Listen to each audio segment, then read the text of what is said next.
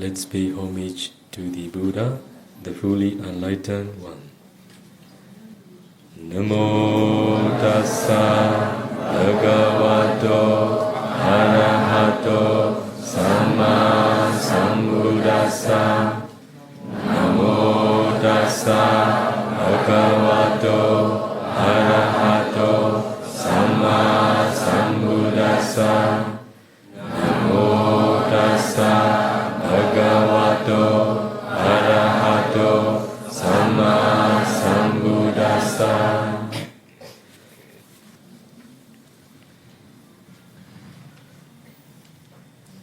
I'm going to pay respect to the Buddha, reciting one of the stanzas in my own language.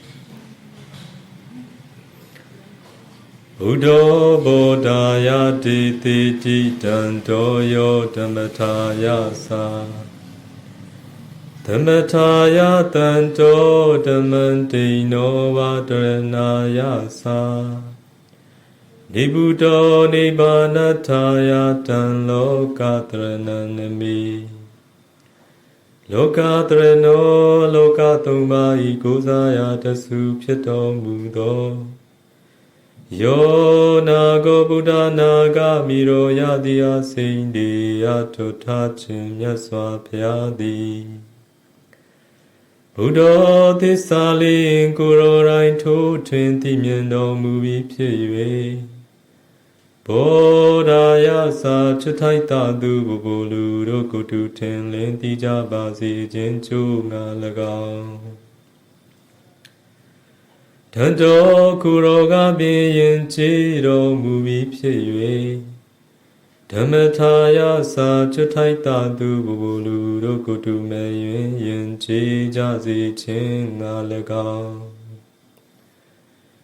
တန်တော်ကိုယ်တိုင်ကပင်ကိလေသာဟုပုခတ်သိမ့်အငြိမ်တော်မူပြီးဖြစ်၍ဓမ္မထာယစာချွတ်ထိုက်တာသူဘဘလူတို့ကိုတူမဲ့ယင်ကိလေသာပူငြိမ်းကြပါစေခြင်းငါ၎င်း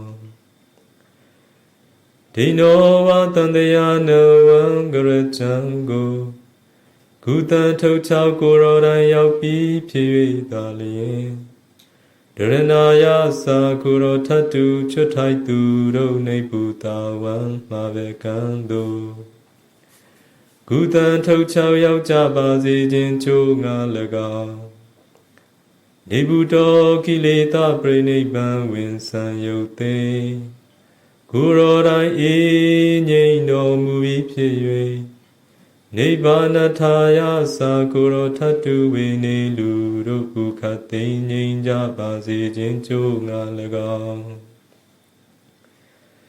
ဓမ္မနေစဉ်လေးနဓမ္မစကုဒေတေတိကရုဏာရှိထာမေတ္တာဖြင့်ဟောကြားတော်မူခဲ့ပါပေ၏လောကတရဏံလောကသုံးပါးဤကိုးစားရာတဆူဖြစ်တော်မူသောတဏ္ဍကဗုဒ္ဓနာဂမိရောယတိအစိန်တေအထုထာထုမြတ်စွာဘုရားကို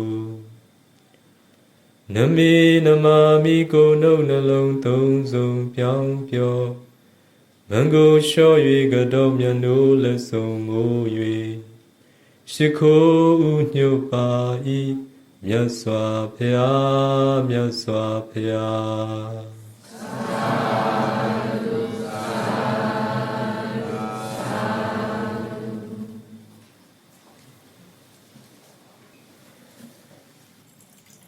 First question, Bhakti. Does the Buddha describe evolution? The human realm exists maybe for about 50,000 generations. This is not long enough for the tears to fill up the oceans. Can Bhante please kindly comment? According to the Buddha's teaching, Buddha said, the beginning of samsara is unknown and knowable. What did the Buddha say? The beginning of samsara is unknown and knowable. So in the rounds of rebirth, along the samsara, we die in different ways. Sometimes we die in accident. Sometimes we are killed. Sometimes we die young. Sometimes we die old. The Buddha said, in the rounds of rebirth, the tear that shed is much more than the water in the great oceans. The reason is, not only in this war cycle, as you all know, as your heart, or there may be those who never heart too. The world will be destroyed, sometime by wind, sometime by water, sometime by fire. It is the destruction of the world. How many times have we experienced? It is what nobody knew about it. That's why in the rounds of rebirth, the tear that shed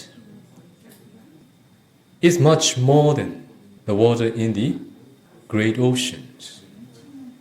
This is what the Buddha meant, not related to human generations. How many generations it is unknown, unknowable. What the Buddha talked about is the tear that shed in the rounds of rebirth. With the beginning is unknown, unknowable.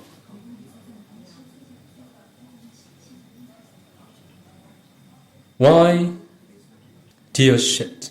Just because of not knowing how to make an end of suffering.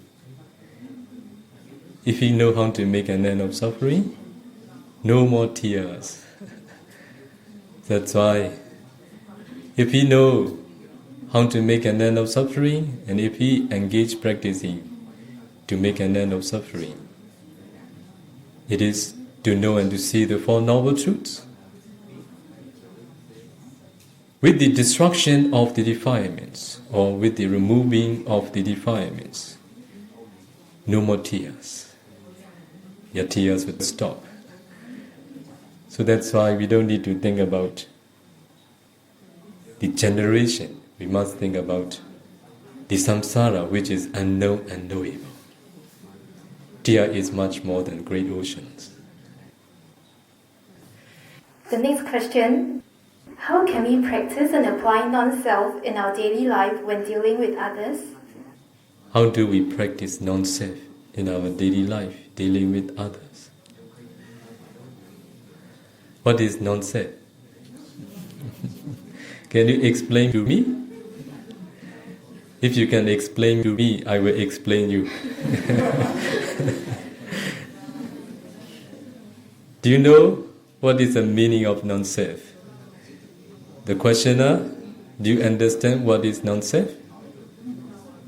How are you going to apply non-self in your daily life if you don't understand?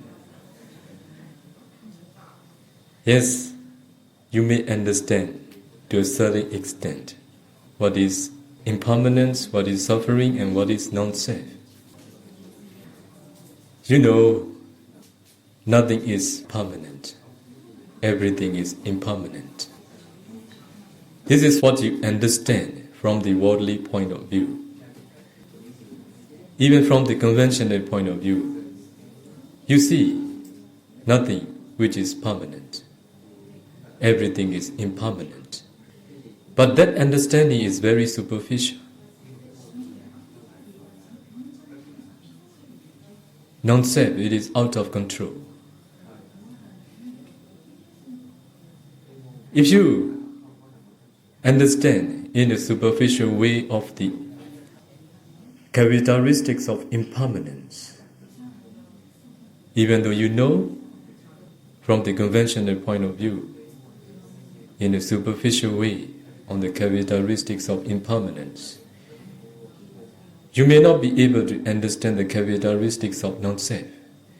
This is the word that you had in your life when you are seeking for the Dharma. But to understand the characteristics of non-self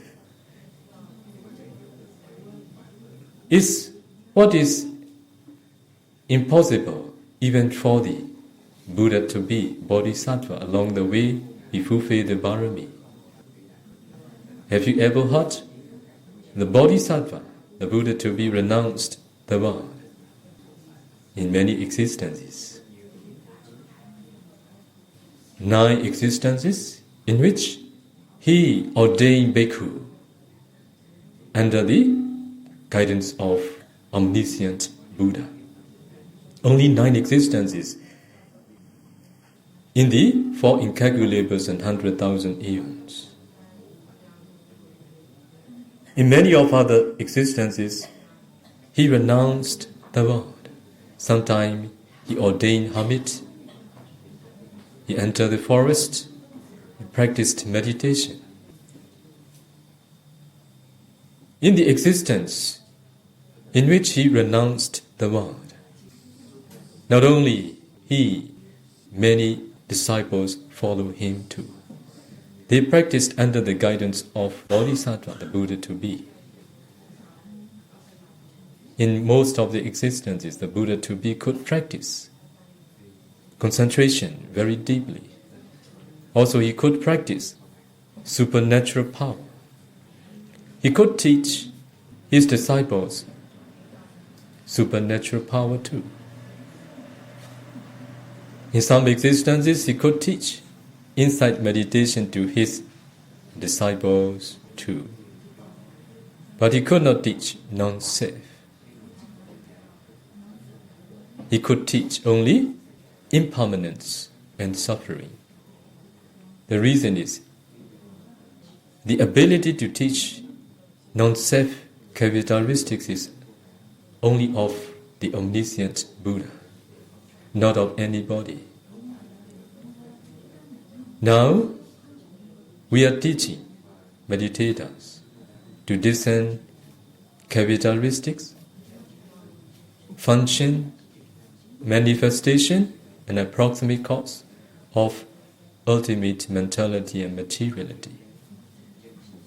Discerning the characteristics of earth element, discerning the function of the earth element, and discerning the manifestation of the earth element, and discerning the approximate cause of the earth element is the way to open the door to Nibbana. Without discerning these mean characteristic, function, manifestation, and approximate cause of ultimate mentality, materiality, cause, and their effects, we will not understand to the extent which can make you realize Nibbana, to the extent which can make you attain path and fruition.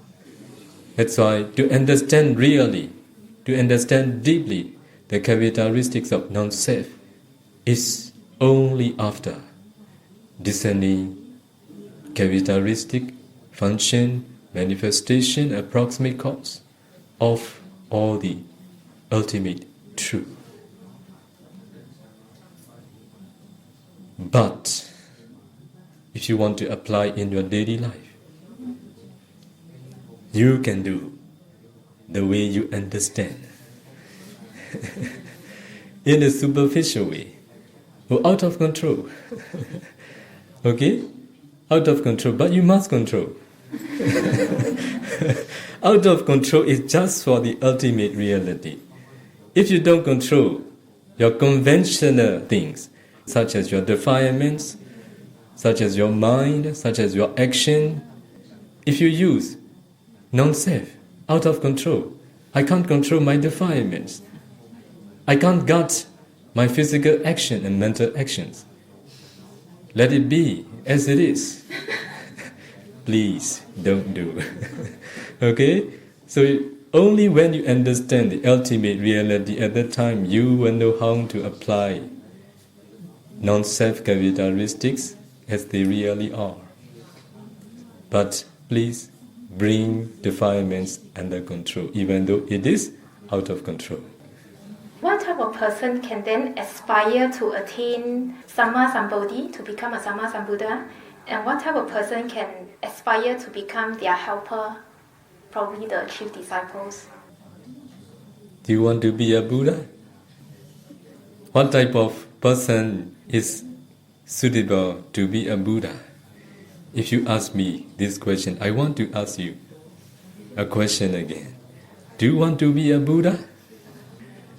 If you want to be a Buddha, you are suitable to be a Buddha.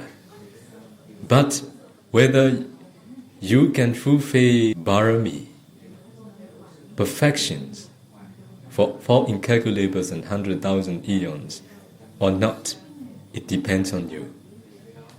Okay? Who is suitable to be a bodhisattva? Those who have great compassion towards the beings. Also those who are going to be a Buddha, for sure, are those who received definite prophecy from a certain omniscient Buddha. Even though there may be many those who claim themselves, I'm a bodhisattva, I'm a bodhisattva, I'm a bodhisattva. Maybe you are, but may not be. Yet, if you haven't received the definite prophecy from a certain Buddha, wait until you receive the definite prophecy from the Buddha. At that time, the omniscient Buddha definitely knows that you are the one who is going to be a Buddha or not. Even though you are telling, I'm a bodhisattva. Okay? So, only when you receive the definite prophecy from a certain Buddha, from that time on, at least, you need to fulfill Bharami for 4 incalculable and 100,000 eons. Altogether, 30 Bharamis, perfections. Consistently, in every existence, respectfully, with great compassion, giving up all the things, both living and non-living things, but also your life, your wife, your son, if necessary, your eyes. All these are what all the bodhisattva give up along the way, fulfilling the Bharami. For about the chief disciple, they are those who had true faith, 1 incalculable and 100,000 eons. Only those who had true faith, 1 incalculable and 100,000 eons, they can be the chief disciple of the Buddha. That's why it is what nobody can say who is going to be a bodhisattva, who is going to be a chief disciple.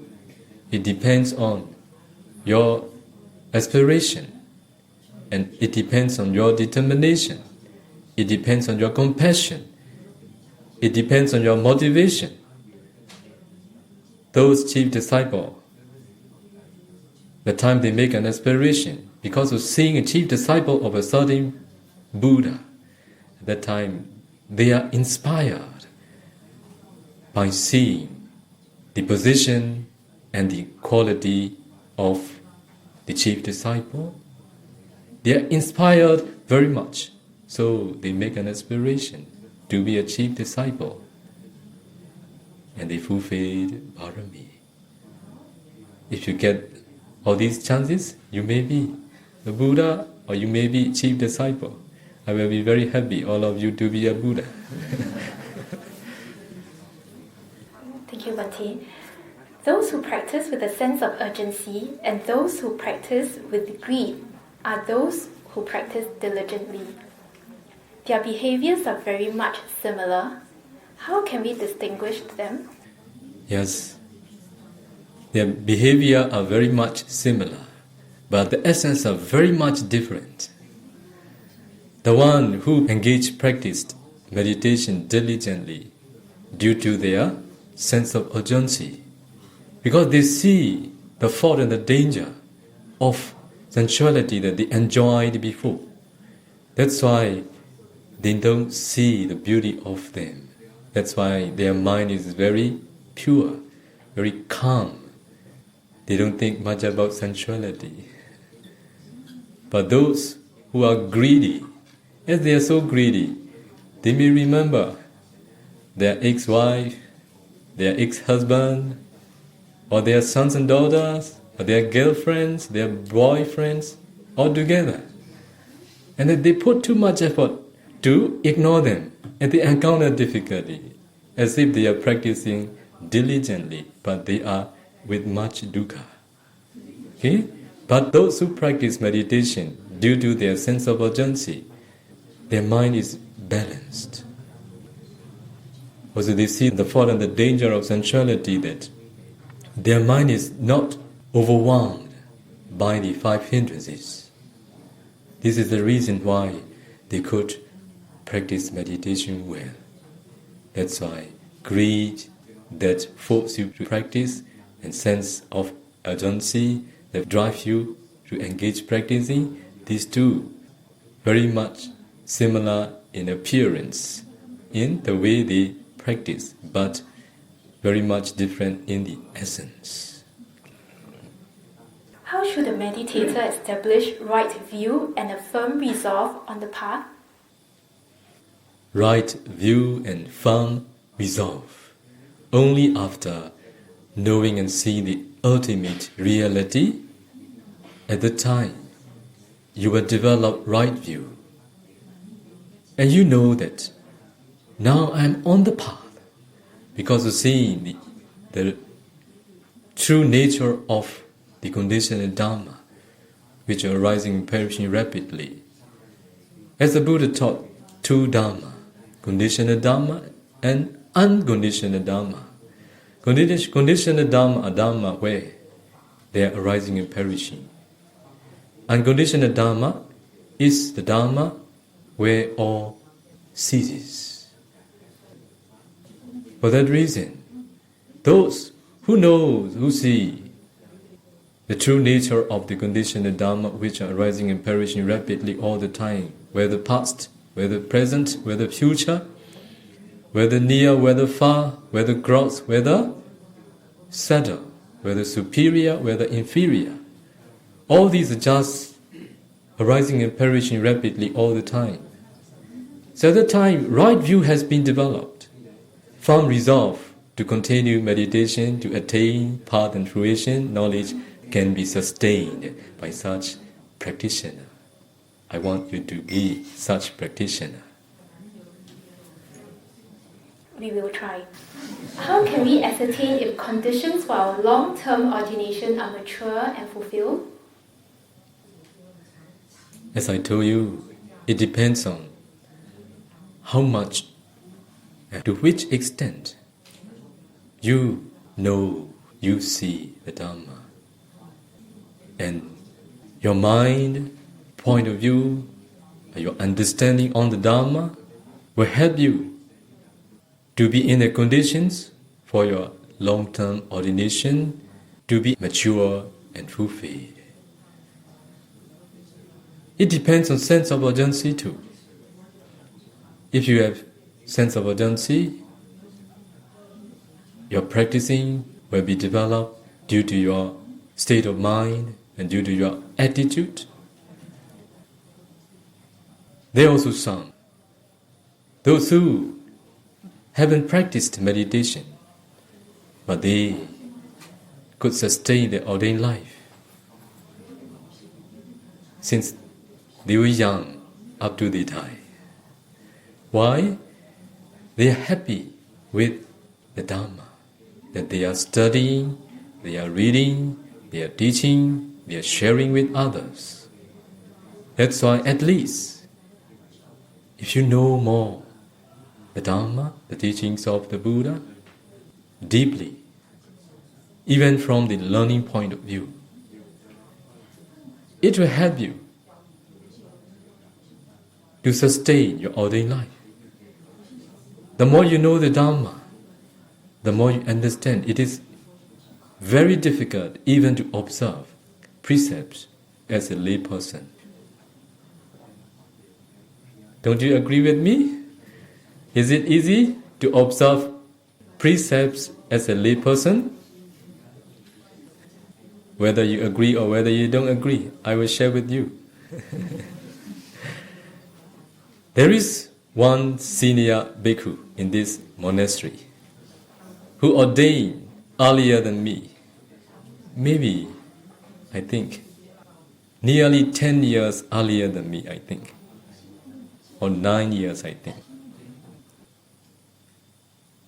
He decided to choose to live ordained life. As he encountered difficulty to observe morality as a layperson, as he is making his living, he tried. He felt uneasy. He tried. He failed. Finally, he decided, no, so tired. I will choose to live ordained life. This is the beauty of ordained life. Okay? If you observe precepts, this is what you can't do as a lay person. Be happy with what you are. Happy. Be happy. Okay? So, how should an ordained person live his life from day to night and for the whole life until he's near that moment? How can the ordained people fulfill the obligations as ordained people? In the Pappijita Abhinat Sutta, Buddha gave admonishment to all his sons and daughters, those who are bhikkhu and bhikkhuni. You should check yourself how you spend your day and night as an ordained person. How do you spend your daytime? How do you spend your nighttime? As an ordained person, we have only two duties: learning and practicing. We must be the one who is doing either one, learning or practicing. If you are not doing either one, you must admonish yourself. You are not fulfilling the duties of ordained person. Buddha has no defilements. Buddha taught the Dhamma not because of the defilements, just because of knowing everything clearly and with omniscient knowledge. Because of this reason, the way he wants us to be is not because of his desire, just because of his compassion and metta. Sometimes we want someone to be like this and like that. Sometimes not because of compassion, not because of metta, just because of desire.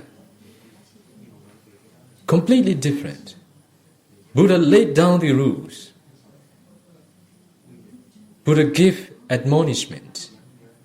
All this just because of his compassion and wisdom, his loving kindness and wisdom.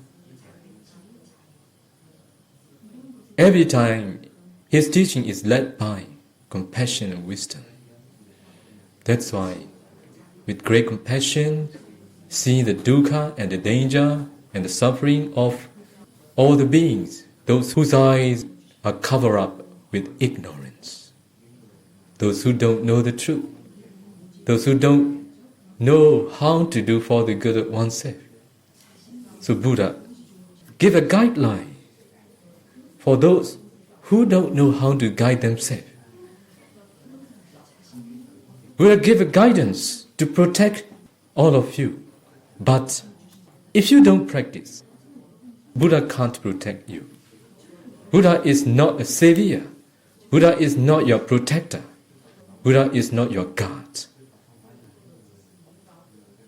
Buddha is the one who showed the way how to protect oneself, how to guard oneself, how to save oneself.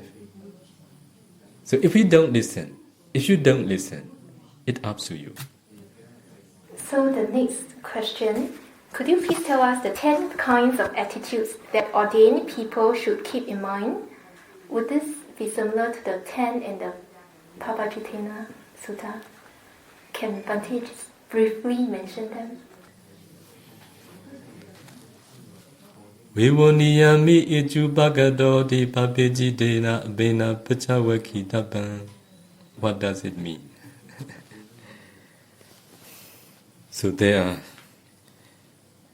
10 things that one who has gone forth should often reflect upon. What are the 10?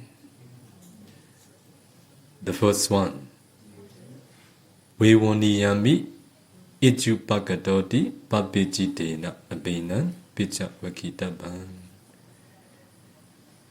The one who has gone forth should often reflect that I'm day by day getting older and older. My appearance are all the time changing. Are we getting younger and younger day by day? We plan to do many things, but without thinking that we are getting older and older day by day. Without thinking when we are going to die, how we are going to die, where we are going to die, with which disease we are going to die, we don't know. We plan to live here and there. We plan to do this and that. Buddha said, we are getting older and older. Our complexion is changing day by day. Day by day, we are weaker and weaker. Please, prepare before we have no energy to do for the good of oneself. When we are young, as we are strong, as we have energy, we think much about how to pursue after sensuality. Only when we are weak, we think how to seek after the Dhamma.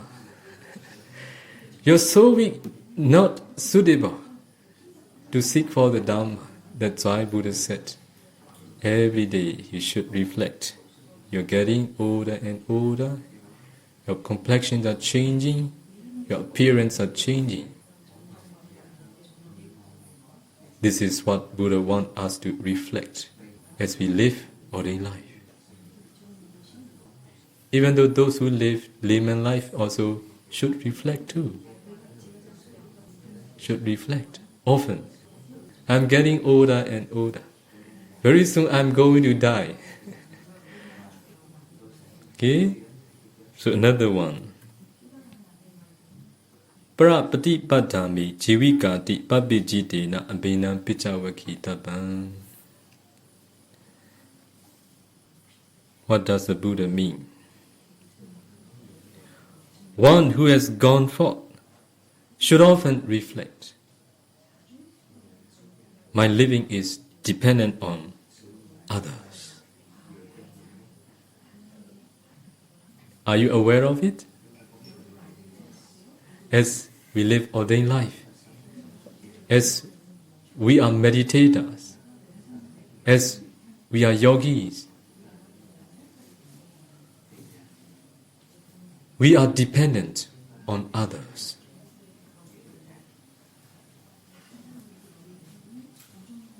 Do you want to say you are depending on your requisites? Who offer you that requisites? Don't be proud because of having a lot of requisites. Don't make use in the wrong way. Okay?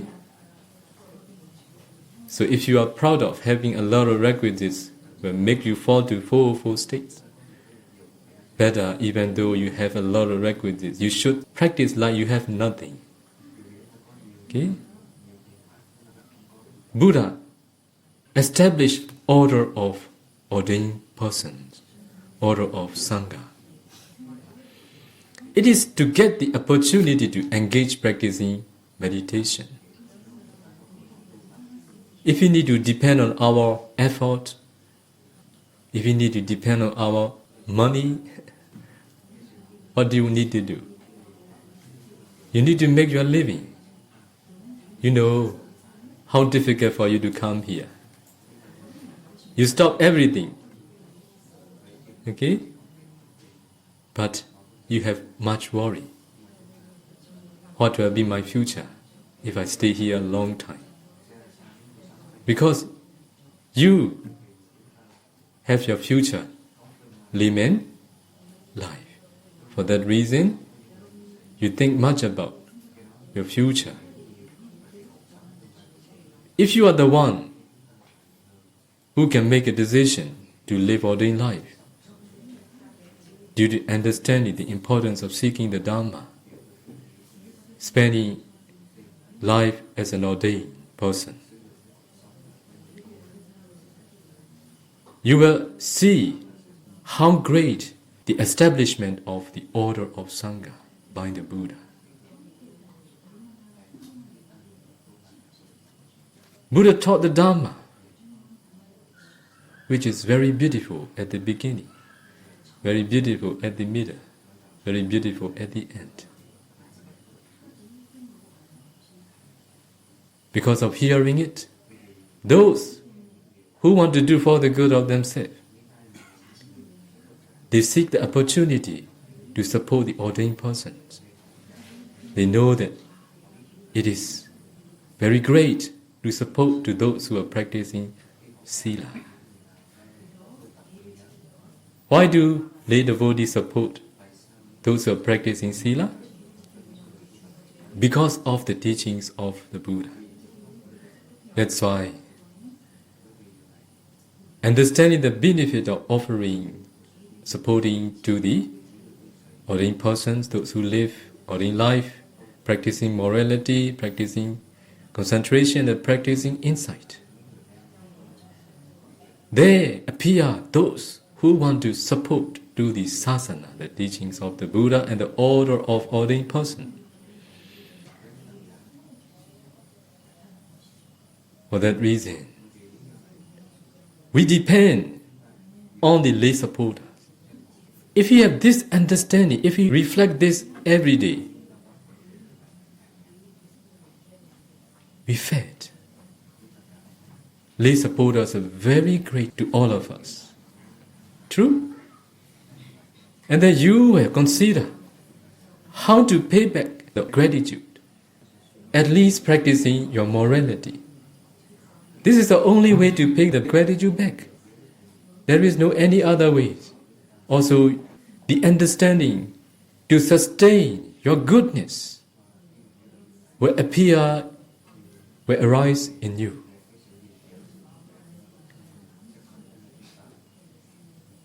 If we don't do so, we have danger.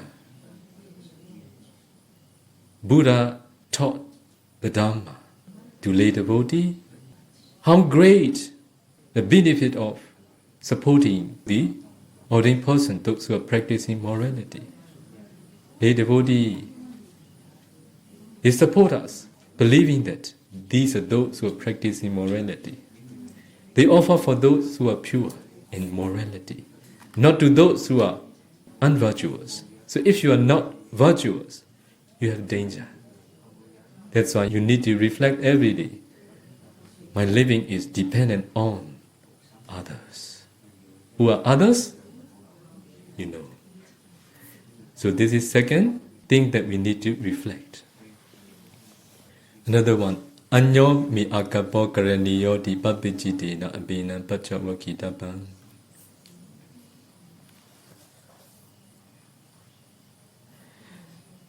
One who has gone forth should often reflect. My behavior and manner must be completely different from that of layperson.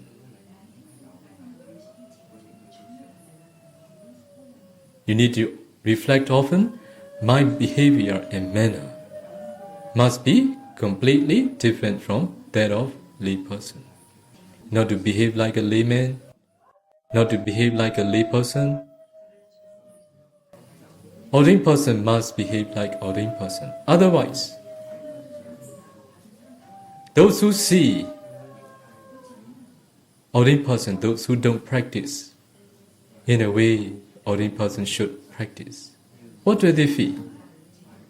What will you cause them? You are the cause to make them feel unhappy. You are the one who caused them to accumulate unwholesome karma. That's why we need to sustain our goodness. We need to sustain the way we should as an ordained person. Otherwise, you are the one who disturb yourself. You are the one who disturb others. You are the one who destroy your lay supporters too. This is the way we all need to reflect. What is another one? Kichi nukomi atta Sayadaw U Revata babijite na abena pichawakitapan. One who has gone forth should often reflect, do I reproach myself in regard to virtuous behavior? Do you understand this translation? Do I reproach myself in regard to virtuous behavior? I will explain in simple English.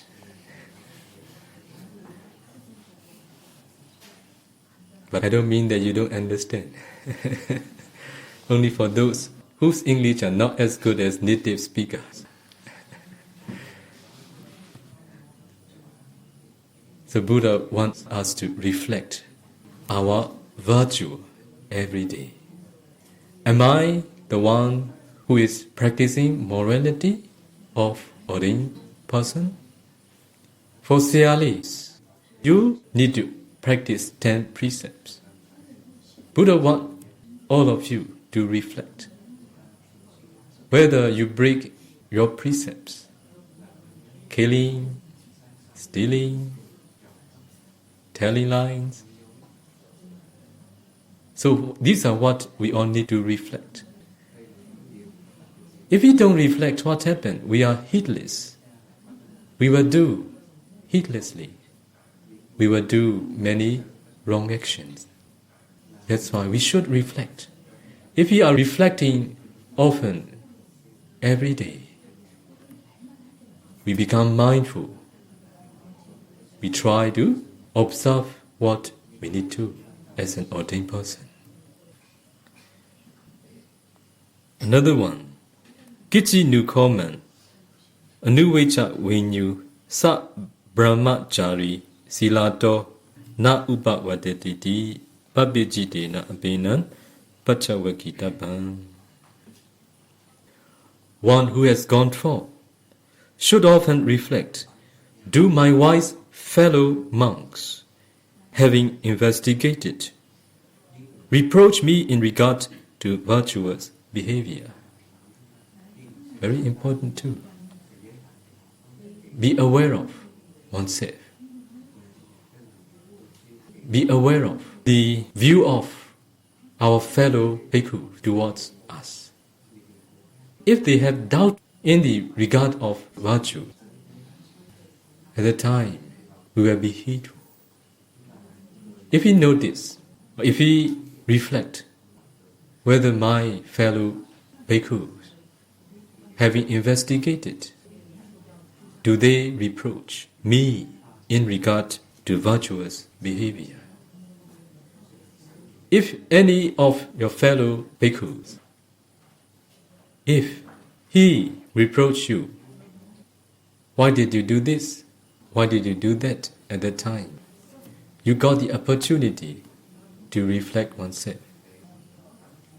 And you got the opportunity to improve yourself. That's why we all need to reflect often about this. Another one. Sabbehi me piyehi manabehi nana bhava vina bhavati papijitena abena pichawakitapan.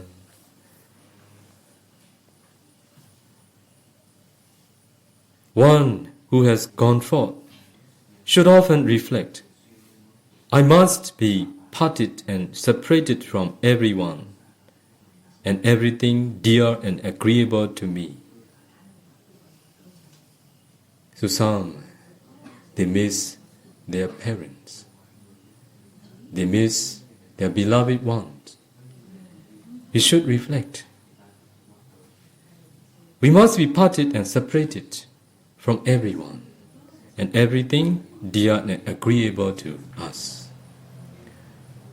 Whether you desire, whether you have no desire, whether you want, whether you don't want, you must be parted and separated from everyone and everything dear and agreeable to you. If you don't reflect, you will forget what is important in your life. You will forget to do what is really important in your life.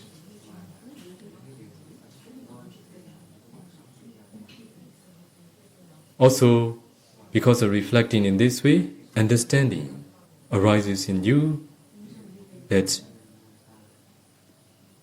one day I'm going to separate, I'm going to depart with everyone and everything dear and agreeable.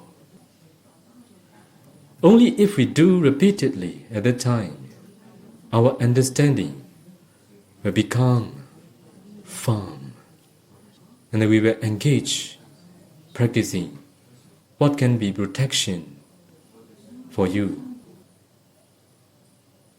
Protection from what can make us unhappy with encountering undesirable, disagreeable in the future. Because of reflecting, you will engage practicing what can help you to be able to accept without wavering for those what is not really important, what is the nature of life. So another one.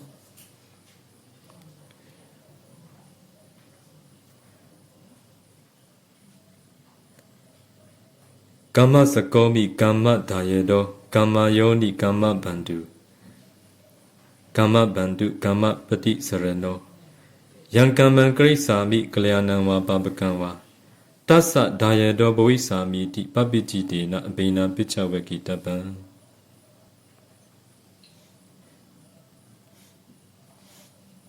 What did the Buddha say? One who has gone forth should often reflect, I am the owner of my karma, the heir of my karma. I have karma as my origin, karma as my relative, karma as my refuge. I will be the heir of whatever karma, good or bad, that I do. This is what we all need to reflect. So we will be according to our karma. Your beloved ones will be according to their karma. Your friends will be according to their karma. So because of reflecting this again and again, that repeated reflection will remind you not to participate with those which can make you feel suffering. And it will make you develop loving kindness. It will be a driving force for you to develop equanimity towards all the desirable and undesirable things. Whatever happens desirable and undesirable to you, to your beloved ones, is according to past and present karma. Nothing happens without causes. Because of understanding, everybody are going to be according to their karma, as the heir of their karma. By reflecting this again and again, you will develop loving kindness. Just by developing loving kindness is not enough. You need to develop equanimity towards them. This reflection is for the development of equanimity towards oneself and others. Almost all the people in the world think about to do for the good of beloved ones, to see good things with the beloved ones, but doesn't want to see, doesn't want to meet with undesirable. So by reflecting it, so equanimity towards oneself, equanimity towards others can be developed. So another one, number 8.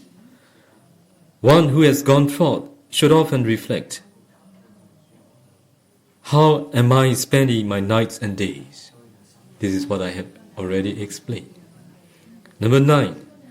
One who has gone forth should often reflect, do I take delight in empty hearts? Do I take delight in the forest? Do I take delight in the meditation center? Do I take delight in practicing meditation?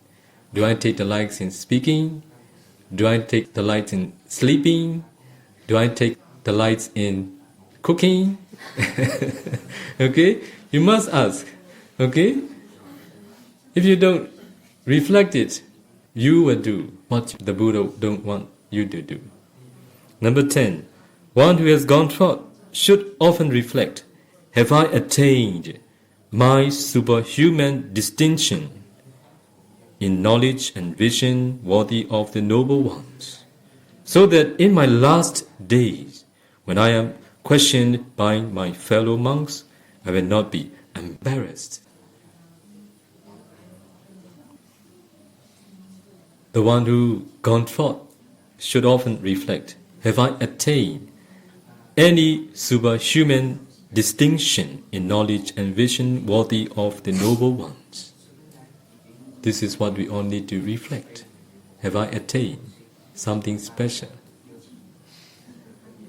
On my last day, my fellow bhikkhus are going to ask, my friend, is there anything that you have attained? What cannot make you worry for your future? Have you any superhuman attainment? If our fellow bhikkhus or our beloved ones ask when we are at the near death, at that time, if you have to give an answer, no, what do you feel? Okay? You will feel very sorry. Okay? Considering this, you all need to reflect.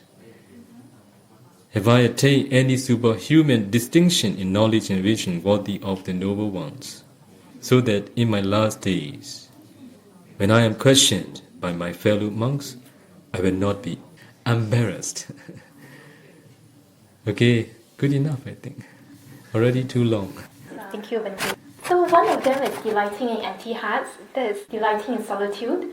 So what are the benefits of living alone and what are the faults of living with many people? There are 3 types of solitude.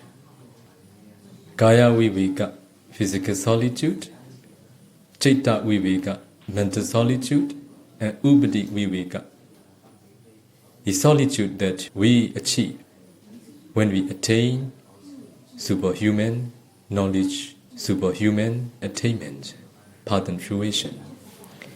So, without physical solitude, it is difficult to develop mental solitude. Without having developed mental solitude, it is impossible to attain another superior solitude, which is the attainment of path and fruition, taking Nibbana as object. It is Upadhi Viveka. There is no arising and perishing, void of arising and perishing. There is only real happiness, taking Nibbana as object, so you attain solitude, very much far from all those what you understand in your daily life, happiness, what you achieved through pursuing after the sensuality. These are not the real happiness. So, if it is possible, we should be alone. If we want to engage practicing meditation, we should find the opportunity to be alone. If you are alone, if you have fulfilled the Bharami in the round of rebirth, related to the teachings of the Buddha, such as the training of morality, the training of concentration, the training of insight. Like a bodhisattva, when he was very young, under the rose apple tree, when there is no attendance, those who went to see a plowing festival held by the king Suddhodana, father of the bodhisattva. At that time, when he wake up, he saw nobody around him. His mind immediately inclined to practice meditation because he was alone.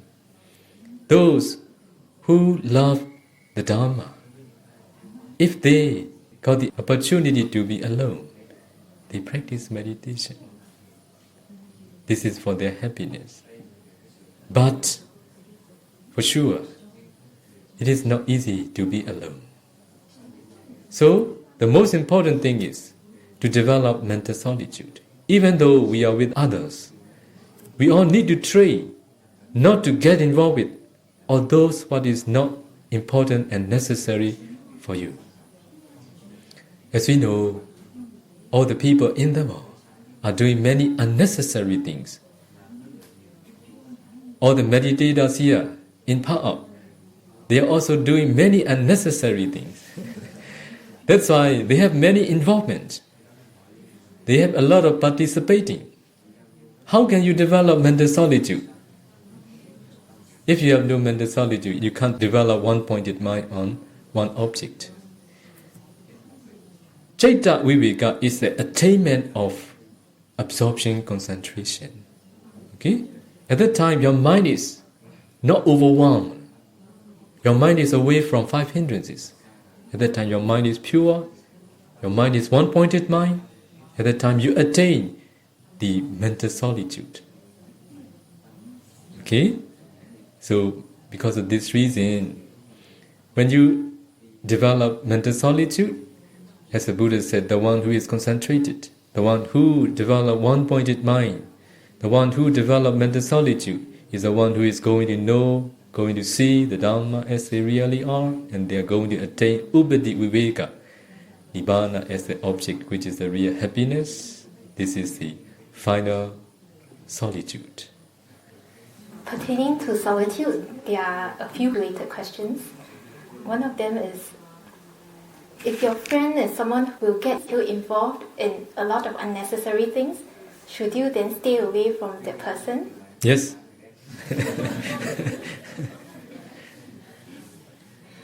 And Venerable Sariputta was a noble disciple who had a large number of followers and a close spiritual friend, Venerable Mahamoggallana.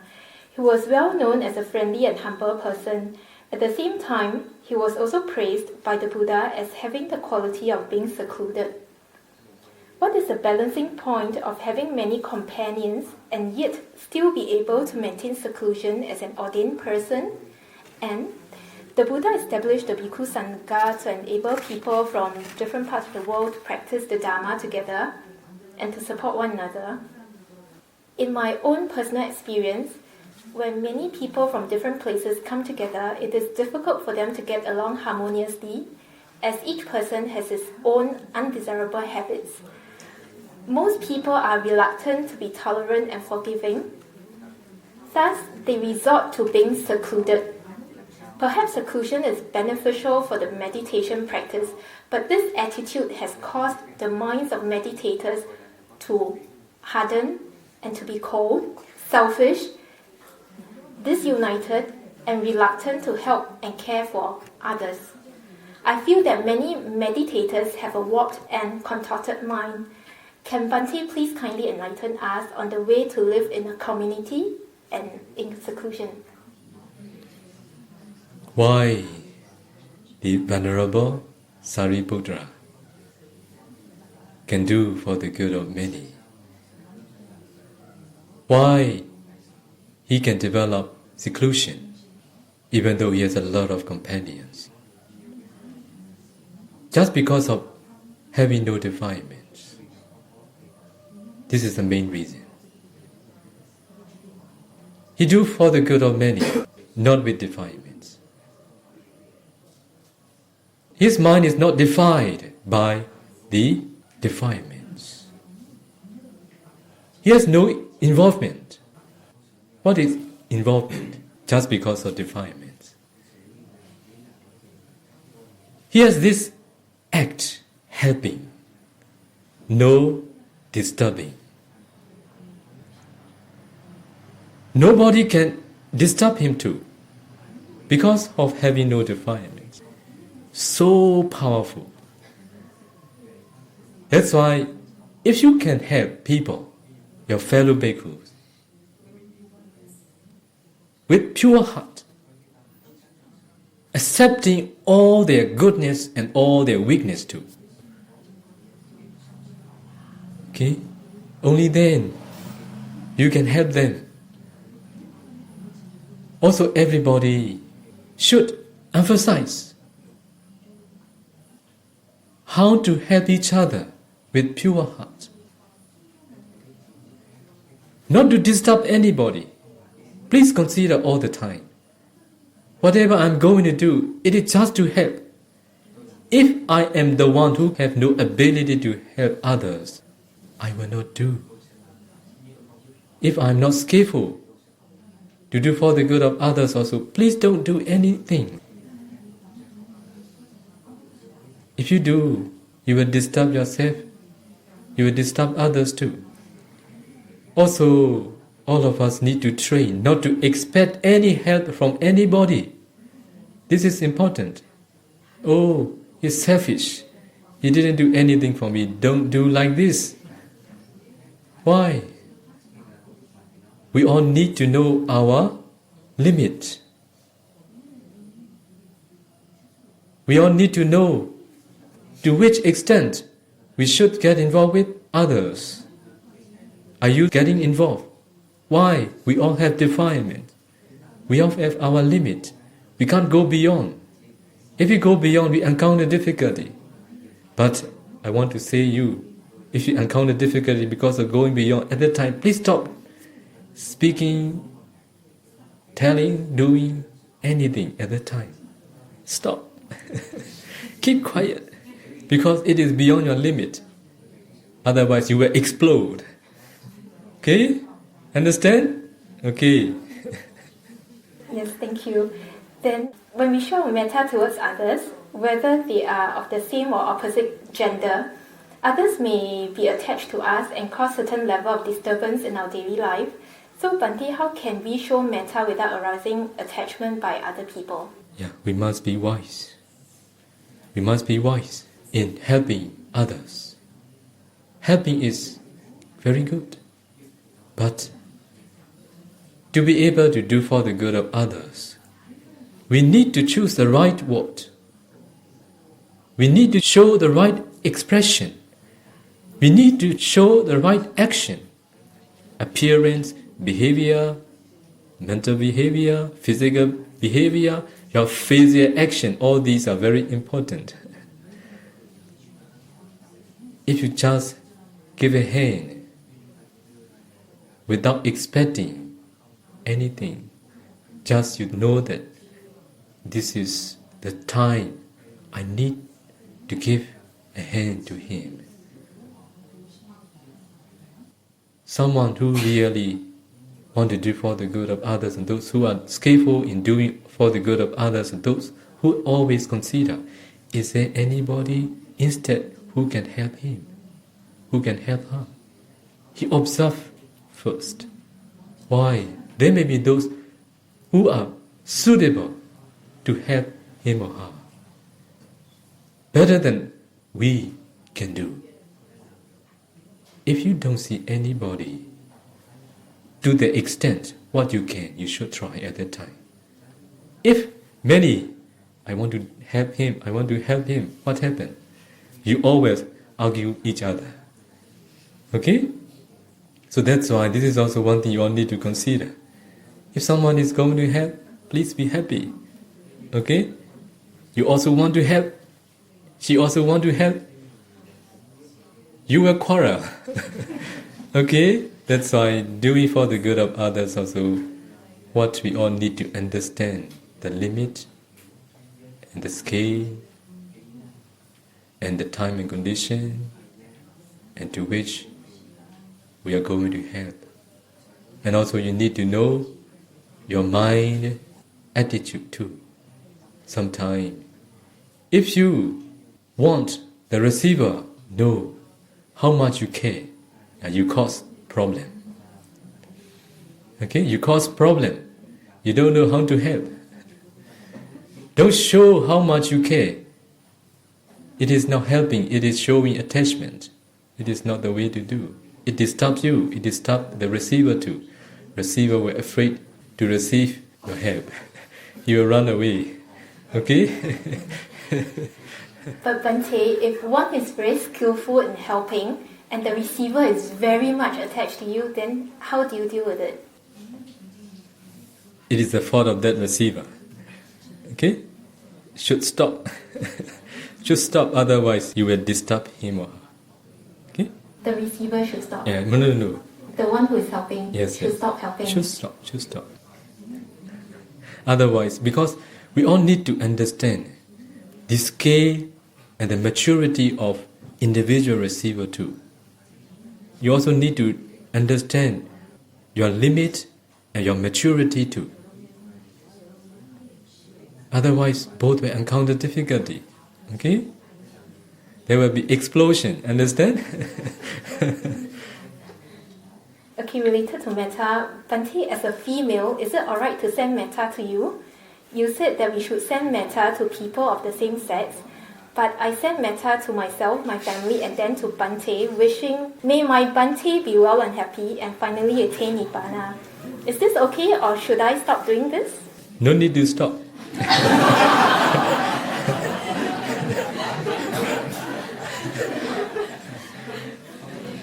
Before you attain jhana concentration, you can radiate metta.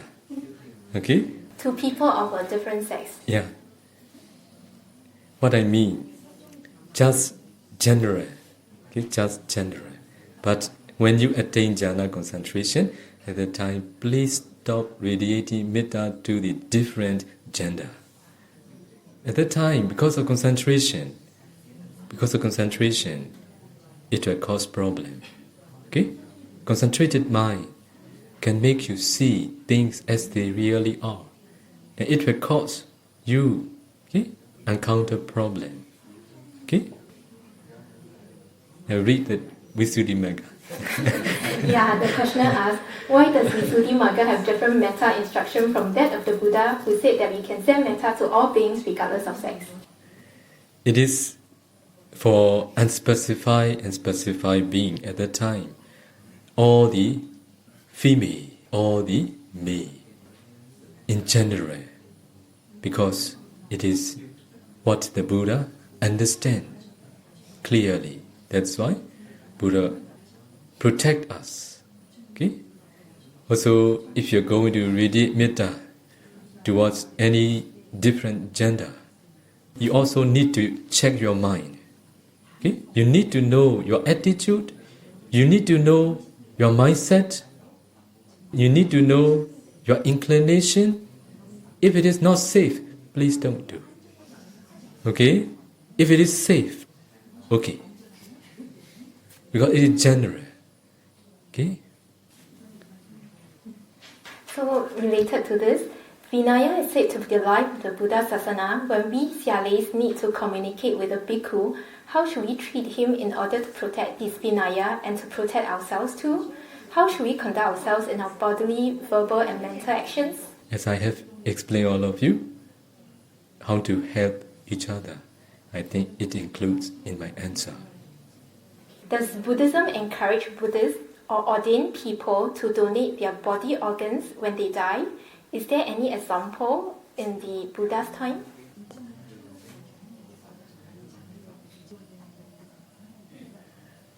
There is no specific example as I knew about the teachings of the Buddha, but Buddha makes use of very beautiful lady dead body for the realization of the Dharma, for the Sangha. Do you remember? Sirima. Sirima. Who is she? Courtesan. She was very beautiful. So when she died, her body was swollen. Okay? So ugly. It's smelly. When she was alive, she was for the development of attachment to her beauty. The same body, when she died, it becomes the development of the Dharma to those who have wise attention. So Buddha used such dead body. As you all know, in India, since ancient time up to now, but now it's not very sure, but long time ago, they didn't bury it. They just fold with cloth and then they enter the forest and throw away. Okay? There are many dead bodies in the forest. Birds, they come and eat. Animals, they come and eat. They just kept like this, throw away the dead body in the forest. Okay? So then in today's context, is organ donation upon death encouraged in Buddhism? What they do in medicine is that when a person is certified as dead, brain dead, they will harvest the organs. We don't see direct teaching in the Dharma, but we should understand like this. If we are going to do something, offering, if it is not for the bed of others, if it is not for the harm of others, if it is not for the suffering of others, it is what we are suggested to do. If it is harmful, it is unbeneficial, it is for their danger, both party, for the one who is going to do, for the one who is going to receive, we should not do. It depends on the purpose and the reason, and the place they are going to use, and the way they are going to use too. So the person asks, if a Buddhist has nimitta at near-death moment, but he donates his organ, is it possible for the pain of organ harvesting to cause his akusala mind to arise, resulting in the instability or the disappearance of the nimitta, and hence a bad rebirth? Just 3 days ago, I shared with one of my disciples, who is a doctor. When we are seriously ill, I told her, if you have this opportunity to maintain focusing on the meditation object, it will be very good. Now I see many patients, those who are seriously ill, in their body, in their nose, a lot of pipes. Okay? How suffer he or she will be. As you know, how can you focus on the meditation object at that time? If I'm going to die, I remind all of you, don't do like this to me. I will focus on my meditation object. Okay? I practice patience, but I don't want this. Okay? So don't send you to the hospital. Don't send to the hospital. Why? We can train our mind, but with external instruments, so difficult, so disturbance. Okay? That's why the question is related to this. Okay? If we really want to help all the dying persons, we must consider what to do. Not just to think about the benefit of others. If it is beneficial for both parties, it is good. If it is bad for one, good for others, at that time, if we are the third party, we need to consider much. Otherwise, we do for the good of one, we do for the bad of others. Sometimes we do for the good of many is what we need to be very reasonable and very wise. Otherwise, we think, oh, we show, I'm doing for the good of others. But you don't tell, I'm doing for the bad of this. Okay, sometimes it may happen. So we must be very careful. Okay? My non-Buddhist parents are very old. Can Bhante kindly advise how I can teach them to take care of their minds at the near-death moment? As they are not Buddhist, non-Buddhist, as they have no faith on law of karma, if you have no right condition to share the Dharma with them, it is not easy to help them. But the way you can help them is a way to remind them to remember good deeds that they have done in their life, whether Christians, whether non-Buddhists, whether Buddhists, whether free thinkers. For sure, they have done many good things in their life. If they remember, it is good for them. In the Devas realm, there are many those who are not the disciples of the Buddha, those who are reborn as a Devas, because of their good deeds done too. That's why possible. We don't need to think much about how to make them a religious people, just to help them how to be the one who can do for the good of themselves. So if an ordinary person is reborn in the Brahma realm, can he still continue his meditation practice there and go on to attain path and fruition? We need to consider about him.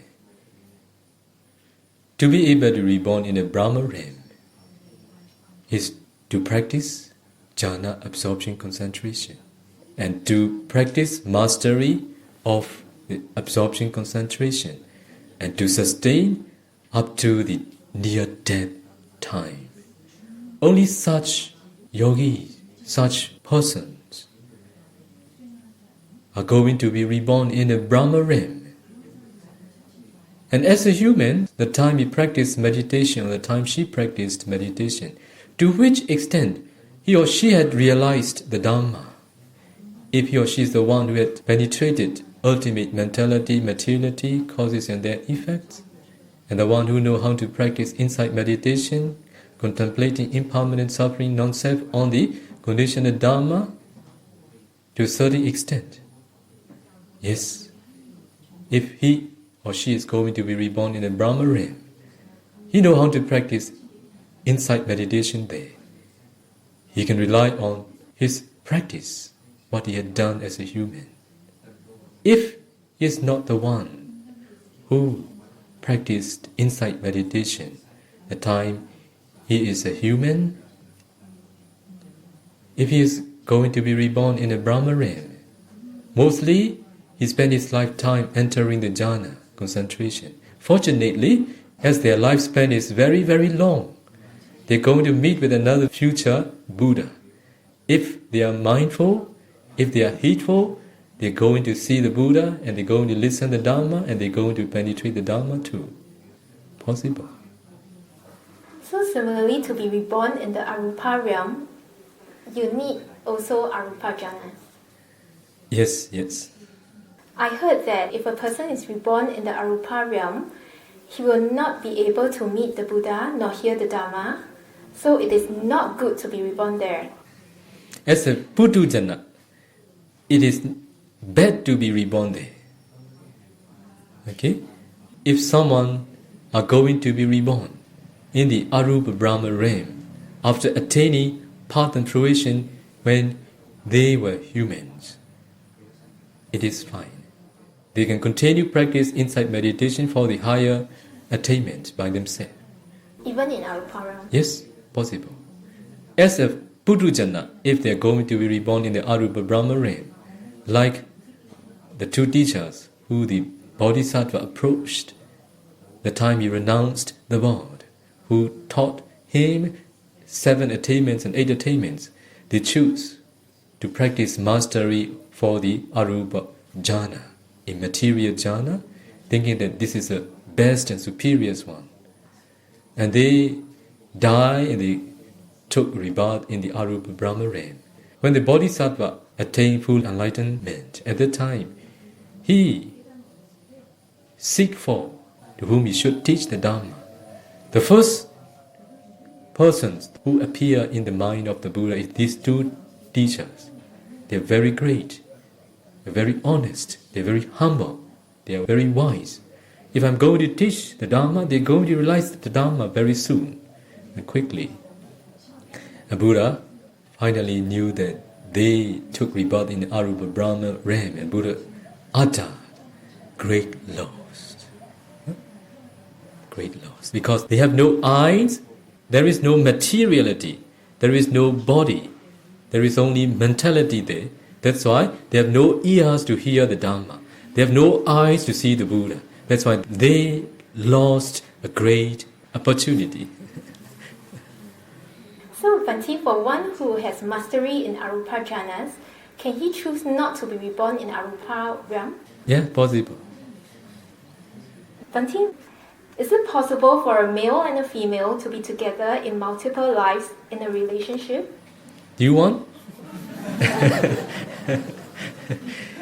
Yeah, according to the Buddha's teaching, if you have the same saddha, okay, sila, chaga, panya, if these qualities are the same, you're going to meet in one existence after another. You know, saddha, you have the same faith. Okay? Sila, you have the same morality. Chaga, chaga is generosity. Panya, wisdom. Who is going to have the same faith, the same morality, the same generosity, and the same wisdom? Those who have attained path and fruition knowledges are those who have the same degree of faith to the Buddha, to the Dhamma, to the Sangha. They have the same sila.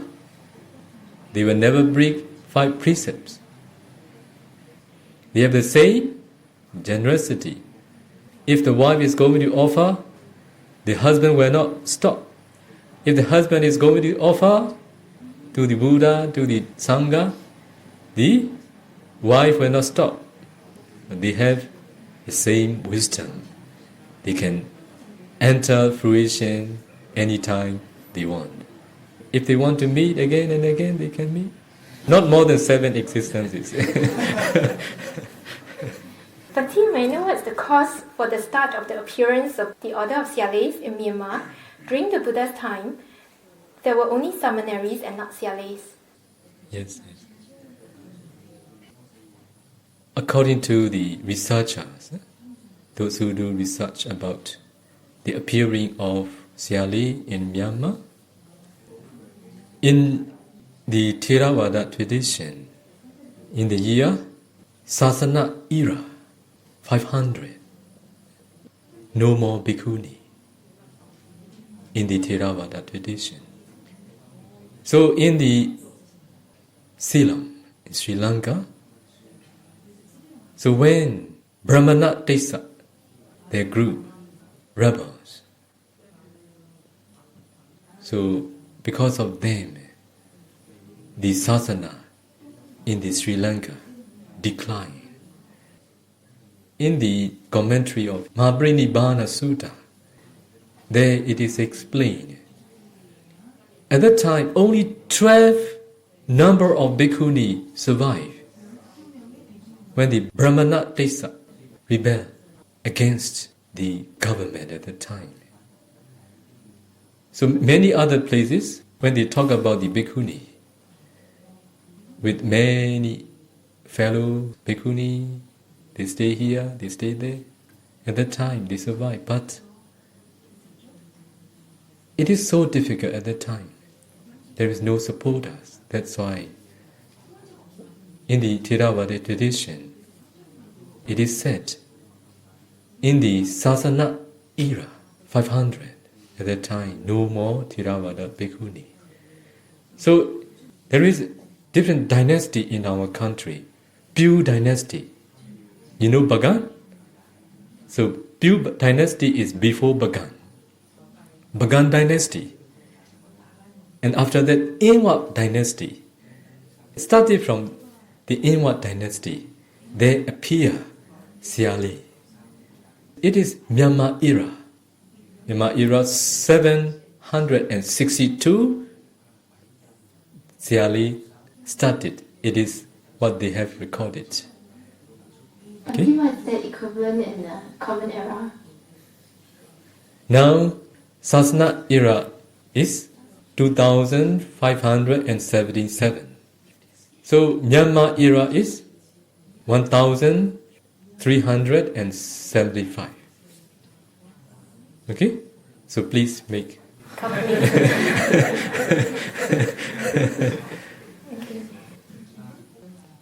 The alms bowls of bhikkhus are usually black in color. However, why is it that in Pa'al Meditation Center, Sialis are not allowed to use black bowls? As Sialis are what Theravada Mathera, those who want to do for the good of women who want to live ordained life. They find the opportunity to live ordained life. That's why Mathera make Siali appear. As you know, not only now, but also many, many years ago, there are ladies who want to renounce the world.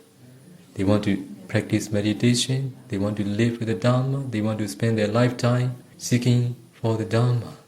For that reason, even though there is no bhikkhuni in the Theravada tradition, they make Siali appear for the good of them. As they are not bhikkhuni, if they are allowed to use black bowl, it will be like a bhikkhu. Okay? In the Vinaya, lay persons are not allowed to use bhikkhu's bowl. Lay devotees are not allowed to eat in the bowl, because this is what we need to respect.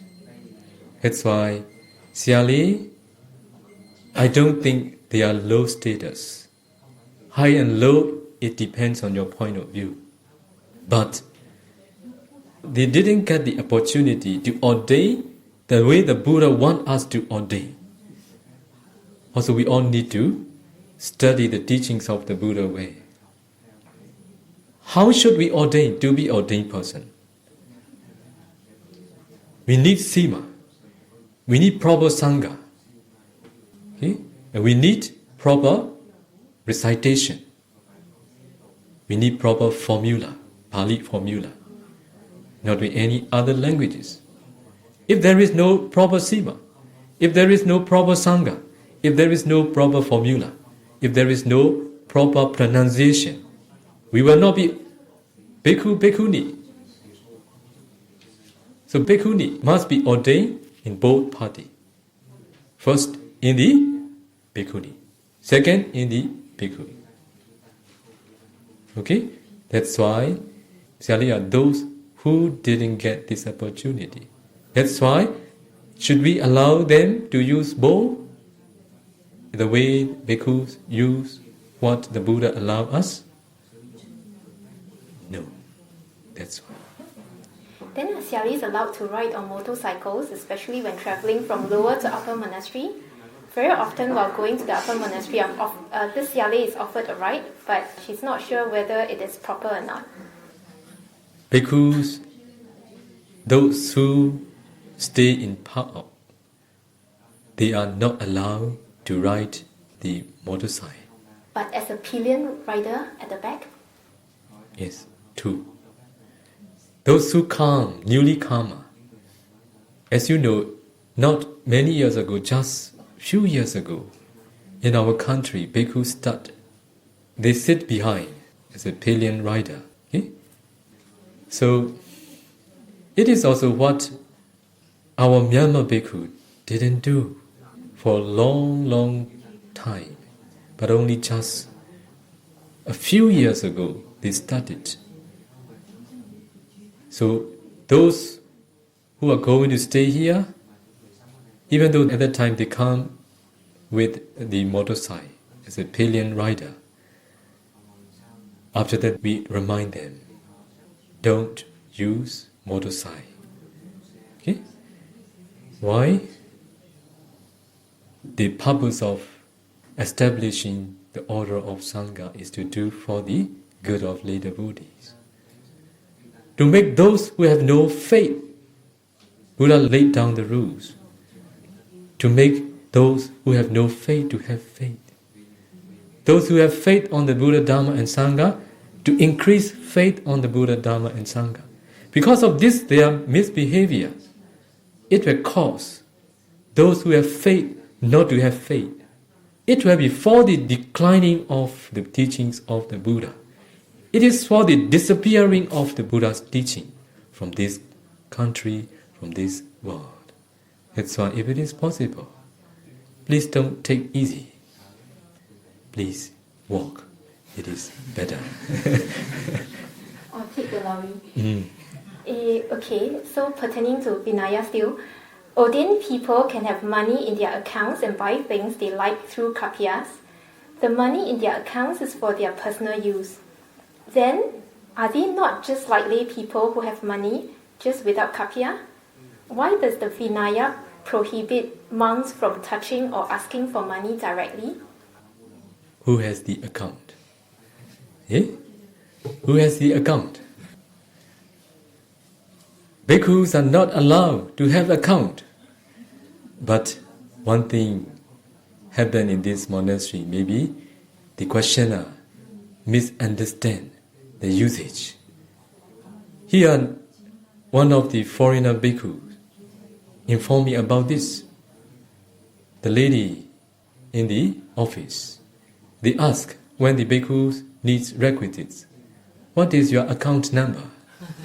Actually, they make easy as a record for the bhikkhus, but they don't know, they should not use this usage.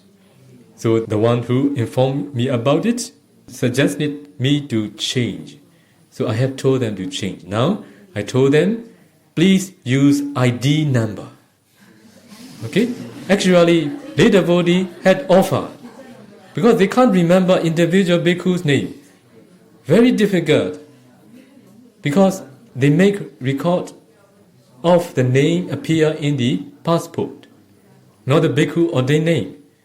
For that reason, so difficult to pronounce, and they make easy, but they wrongly use the usage. I told them, please announce all the foreigners, we are going to use ID number. Okay? Okay? So, bhikkhus are not allowed to accept money, to touch money. Bhikkhus are allowed to ask requisites from relatives and those who have invited properly. Bhikkhu can ask allowable requisites. Bhikkhu can't ask money. Okay?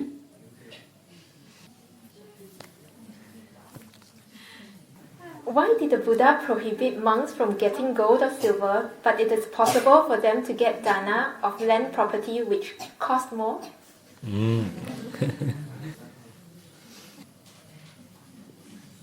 So, related to the money, why the Buddha prohibited bhikkhu not to accept, not to touch money?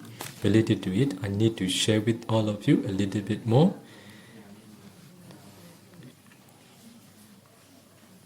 As the Buddha said in one sutta, Mani Sulaka Sutta, okay, there, I can't allow my sons, bhikkhu and bhikkhuni, to accept money in any way.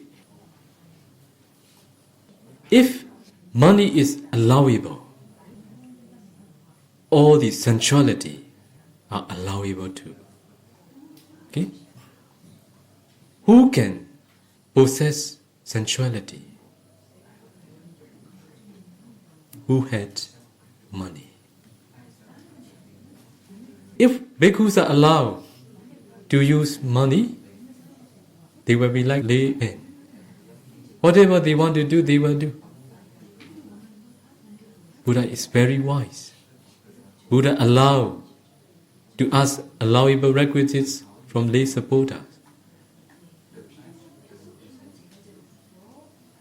Do they dare to ask something not proper from the lay supporters?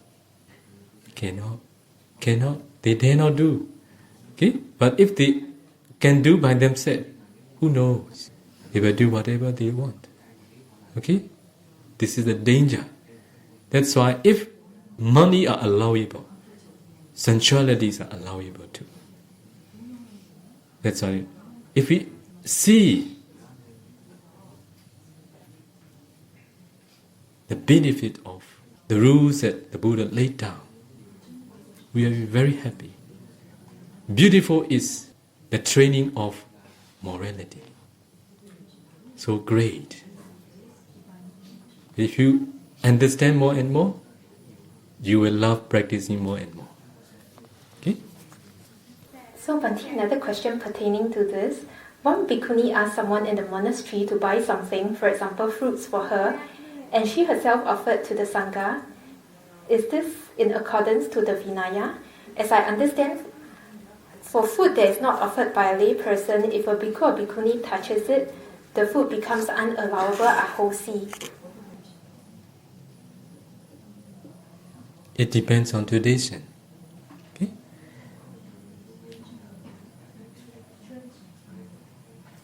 As you all know, in the Theravada tradition, there is no bhikkhuni. For that reason, we have no such idea.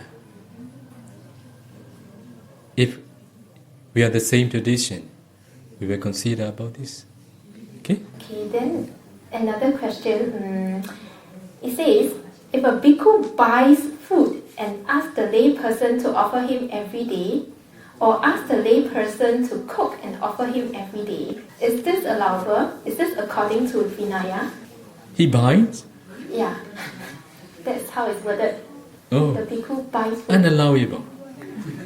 Unallowable. And Nisaggiya, every day he commit offense. Okay? It is offense. Also, if lay devotee knows that a certain bhikkhu is not get along with the food here, until that time, if you are patient, it will be good. If a certain lay devotee or those who respect him, he's not get along with the food here, if they're going to arrangement themselves, be happy with it. If it is not, you should practice patience, you should develop contentment, otherwise it will be not for the good of you. Bhante, as we know in this monastery, we have ID numbers and requisites tied to the ID numbers. So if the bhikkhu were to arrange for food through a kapya using the requisites tied to the ID number, is this allowable? If they properly invite and if they properly ask, it is okay. The bhikkhu initiates. If they don't practice this, it is better. Okay, but if they encounter really so difficult, so we will not see anything. We will ignore them. But I want to suggest them, please be patient. So the next question, as I understand, Chaitanya is karma, so a good Chaitanya will make good karma. If a lay person does not know that offering money to a Theravada monk is not allowable, and they offer money to bhikkhus with a good mind, what kind of karma has he committed? Good or bad? Good and bad depend on what they are going to encounter. We should not think just about one party, the donors, but about the receiver. As I told all of you, doing good is doing for the good of oneself and others. As you all know, all the Putujana, all the ordinary people, or in other words, those who have defilements, those who have ego, those who have self, identity view, almost all of them, or most of them, whatever they are going to do, they have expectation for the good of themselves too. But in the teachings of the Buddha, receiving money and doing construction using that money is so dangerous.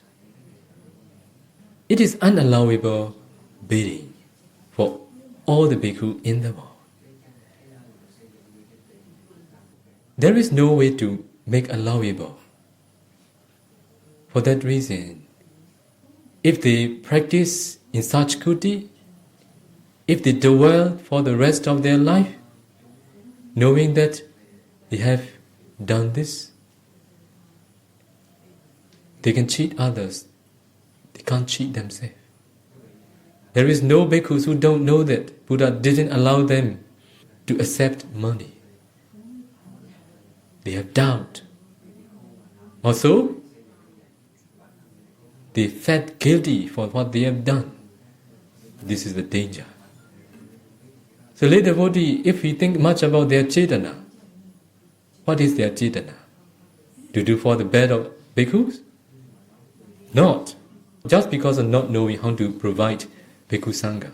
That's why we must follow the teachings of the Buddha strictly, just by telling, I don't accept money. What will he feel? If he is a devoted lay devotee, he will find a way. Why? Why the bhikkhu didn't accept? I want to offer so much. Is there any way? He will find a way. If he is not devoted lay devotee, very stupid bhikkhu. Better, he go away, better. Okay? If such lay devotee doesn't come and see, better, good. Okay? Why? He need to learn. He need to observe the proper way to provide the teachings of the Buddha and those who are living as a bhikkhu, doing for the good of oneself and others. That's why no need to worry. Just follow the words of the Buddha. Just say, we are not allowed to accept money. I don't accept money. Just this. You can't teach at that time. You can do like this. You can't do. Okay, quick question. Are robes offered beyond 1 month from Kathina considered as improper time robes? Many well-practiced Sayadaws and Mahatheras often receive such improper time robes from devotees from different parts of the world. Since they can't wear the improper time robes, what are the merits of such offerings for the donors? Who told you they can't wear? Only akala jivara. Akala jivara means the robes that occur not in the and the robes that offered. So akala jivara, for those who have no privileges because of not spreading the kathina, they have 1 month, 1 month time, which is after the end of Vasa. 1 month, I don't know how to say in English. So akala jivara for them is 11 months. For 11 months it is akala jivara. So for those who receive the 5 privileges because of spreading the kathina, except 5 months, 7 months, it is akala jivara. Even the time when they receive the 5 privileges at that time. If the donors come and offer, as this is just for one day, okay, it is also Akala Chivara too.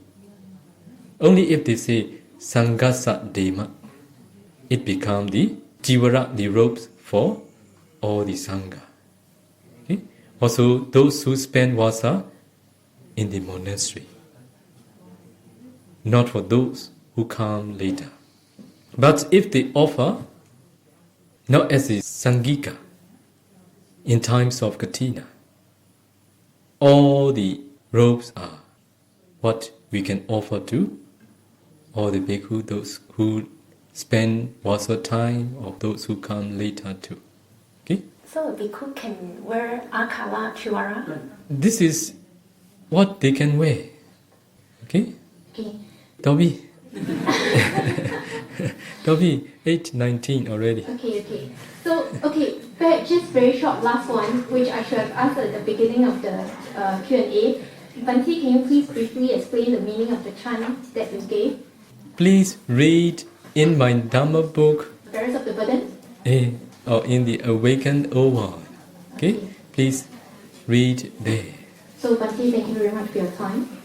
Okay, your share merit done. Repeat after me. Idam me punyam asavakayam vaham hotu. Idam me punyam nibbanasa pacayo hotu mama punya bhagam sabba satanam bhajemi de sabbe me samam punya bhagam labantu sadhu sadhu.